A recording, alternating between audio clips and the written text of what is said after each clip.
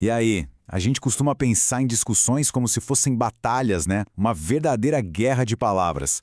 Mas e se existirem maneiras bem diferentes de lutar? Ou, quem sabe, e se o objetivo de uma conversa não tiver nada a ver com o combate? Vamos começar com aquela pergunta que todo mundo já se fez pelo menos uma vez na vida. Afinal, como é que se vence um argumento? Parece que é isso que importa num debate, certo? Sair por cima, mostrar que você está com a razão. Mas e se essa ideia de vencer estiver toda errada? E se o verdadeiro objetivo de uma boa discussão não for a vitória, mas sim outra coisa, algo totalmente diferente? É exatamente essa a questão que a gente vai investigar hoje. Para entender isso, a gente vai voltar lá para a Grécia Antiga. E vamos colocar no nosso ringue imaginário três grandes lutadores. O dialético, que é o cara focado na verdade, o sofisto, que é o mestre da persuasão, e o retórico, o grande orador público. E o nosso primeiro round já começa quente. É o confronto clássico. A busca pela verdade contra a busca pela vitória. De um lado do ringue, o dialético, e do outro, o sofista. A primeira grande diferença, a mais fundamental, está no objetivo de cada um. A pergunta que move o sofista é super prática. Como é que eu faço para convencer essa galera? Já a pergunta do dialético, bom, é filosófica. Qual é a verdade sobre esse assunto? Um está atrás de poder, o outro de conhecimento.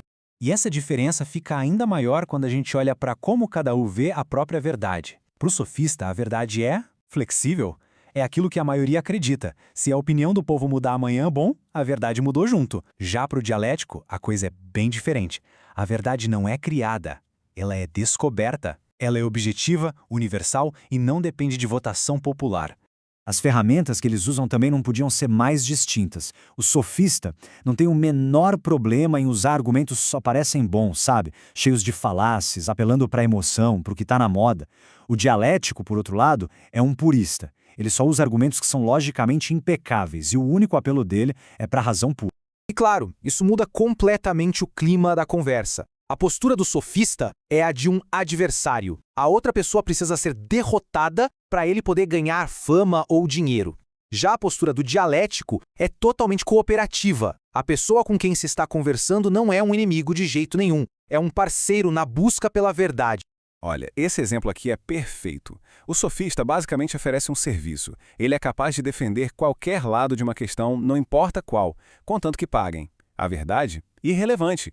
Já o dialético, numa situação parecida, diria algo como: ok, vamos sentar e examinar juntos o que a justiça realmente é, com o único foco de descobrir a verdade.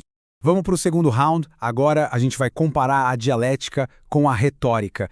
E aqui a diferença principal está na estrutura. Estamos falando de um diálogo entre iguais ou de um monólogo para uma plateia. O interessante é que os dois partem de um lugar bem parecido. As opiniões prováveis, ou seja, aquilo que a maioria das pessoas já acredita. Só que os caminhos que eles seguem se separam logo de cara. O retórico usa essas opiniões para persuadir. O dialético usa essas mesmas opiniões, mas como um ponto de partida para questionar tudo e tentar chegar na verdade. A dinâmica de poder aqui é a chave. A retórica é uma via de mão única, é desigual.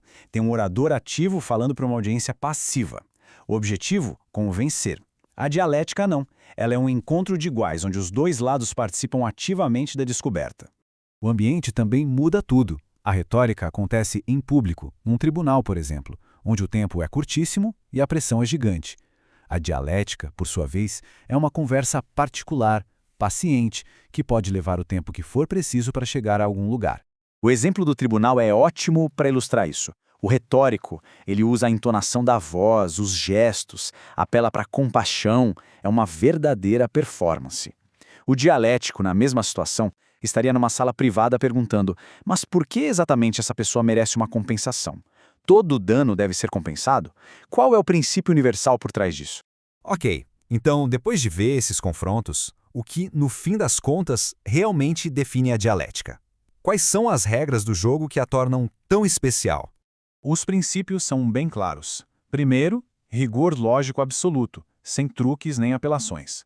Segundo, pressupõe igualdade e total cooperação. Terceiro, o objetivo é descobrir a verdade juntos, não um vencer o outro.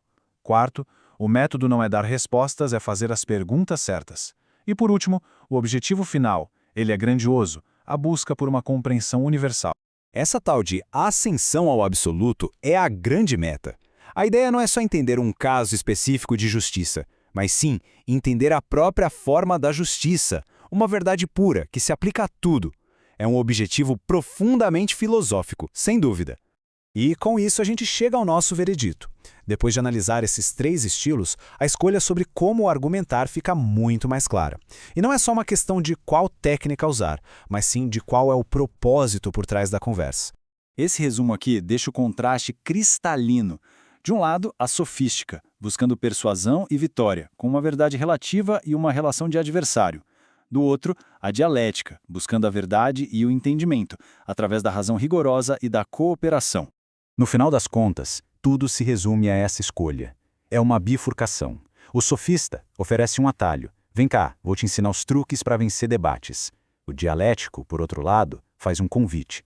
Vamos juntos, nessa jornada, descobrir o que é verdadeiro.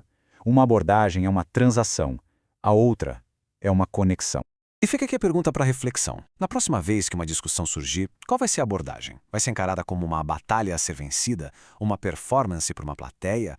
Ou uma oportunidade de descoberta mútua? A escolha não define só o resultado da conversa, mas a própria natureza da nossa interação com os outros.